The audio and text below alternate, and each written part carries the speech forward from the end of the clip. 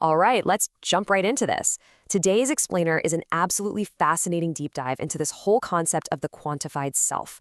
We're going to unpack a highly detailed weekly review from an author who basically treats their entire life. We're talking body, minds, and even their hobbies like a highly complex operating system, one that needs constant monitoring, tracking, and debugging. So if you've ever looked at your own daily routine and thought, man, this is kind of chaotic, this systematic approach is going to be a real game changer. We're going to see exactly how meticulous tracking can just completely transform your personal growth. You know, the core philosophy driving our source material today is brilliant. It's this idea of treating physical wellness as the absolute foundational hardware of your life. Think about it. If your hardware is glitching out or running on a 1% battery, it really doesn't matter how amazing your software is, right? Nothing is going to run smoothly. Health isn't just some side quest here, it is the absolute critical prerequisite you need to have the energy and the clarity to tackle everything else, whether that's writing complex code or, as you'll see, breeding fish. Okay, so here's our game plan for this structured audit. First up, we've got debugging health and wellness. 2, decoding diet and mindfulness. 3, compiling projects and hobbies. And finally, number 4, the continuous improvement loop. Let's get right to it. Section 1. Debugging health and wellness. So, the author was dealing with a relapsed knee injury and a recent sleep deficit, which is basically a critical system failure. They started out the week with just incredibly sporadic, fragmented sleep. But, and this is key, instead of just, trying to tough it out and push through, they actively debugged the problem. By using a muscle relaxant supplement and making recovery sleep an absolute priority over the weekend, they actually managed to stabilize their daily average to 6.3 hours. When you're trying to bounce back from a knee injury, locking down that sleep consistency, that is step 1 for sure. And this data-driven mindset feeds directly into how they track physical activity. Look at this massive swing. You've got a super sedentary day of just under 1,500 steps, but then this massively active day pushing almost 10,500.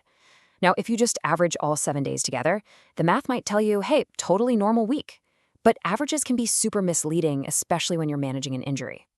That huge 10K spike, that is a major physical stress test for a bad knee. Which brings us to a really clever statistical trick they used called a trimmed mean. Basically, by actively chopping off that extreme high of 10,000 steps and the extreme low of 1,400 steps, the author discovers what their actual typical baseline is, and it turns out it's exactly 4,820 steps. Getting rid of the distortion from those extremes is absolutely crucial. Because once they know their true baseline, they know exactly when they're pushing their limits. If they cross that 6,000 step threshold, they can proactively schedule rest or maybe a massage for the very next day. Brilliant, right? Moving on to Section 2, decoding diet and mindfulness. Now we shift gears to see how physical activity actually impacts their biology. And it starts with a really compelling little mystery. The author's overall daily average weight actually ticked up slightly to 69.96 kilograms. Now, for a lot of us, the immediate reaction there is panic, right? We just assume it's fat gain. But wait, remember that massive 10,000 step day we just talked about? Why would weight go up immediately following the most active day of the whole week? Well, the answer is just pure physiology. When you blast past 10,000 steps, especially when your normal baseline is only around 4,800, you're creating microscopic tears in your muscle fibers. Your body instantly recognizes that stress and kicks off a natural inflammatory healing process. And to repair that tissue, your body holds on to extra water. So that slight weight bump, not fat. It's literally just water retention, shifts in digestion, and glycogen storage doing their job to repair your muscles. It's your biological system working perfectly, not failing. To keep this recovery engine running, the author follows a super specific dietary protocol. They use intermittent fasting, specifically a 16-8 or 5-2 schedule.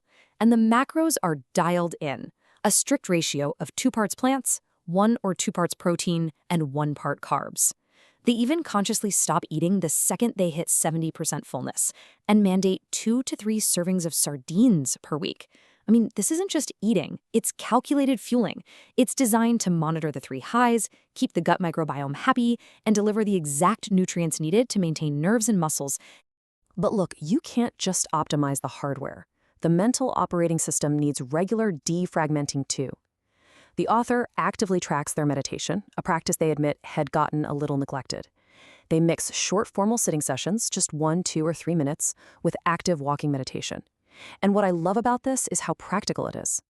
They weave Stoic philosophy and mental noting straight into everyday chores. Raking leaves in the garden? Boom, it becomes an active mindfulness exercise. All right, section 3, compiling projects and hobbies. So with that physical baseline stabilized, we get to transition to the software side of life.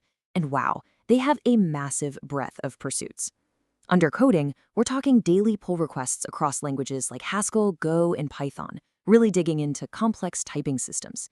Then, a total pivot to gardening, prepping a balcony and setting up plant racks just for seed germination.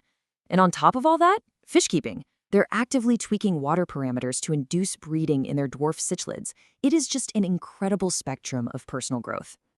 What's really striking here is the contrast in how they apply this systems thinking. On the one hand, you have pure, rigid digital logic, uncovering insights about automated dependency injection using customized I/O monads in functional programming.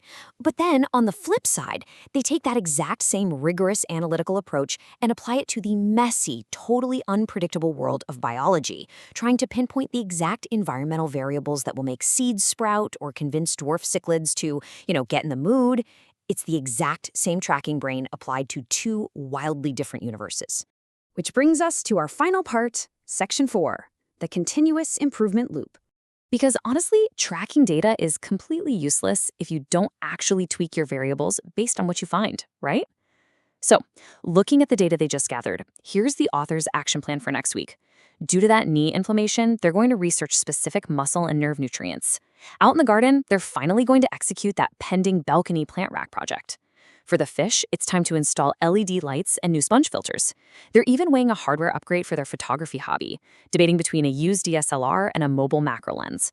Every single task in a direct, calculated response to last week's data.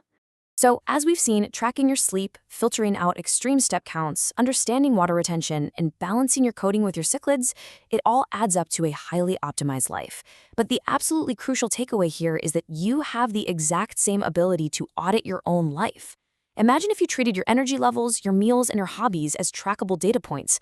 What kind of patterns do you think you'd uncover? I want to leave you with this to chew on. Which variable in your weekly routine will you tweak next? Take a page out of this explainer, start gathering your own data, and begin debugging your own system.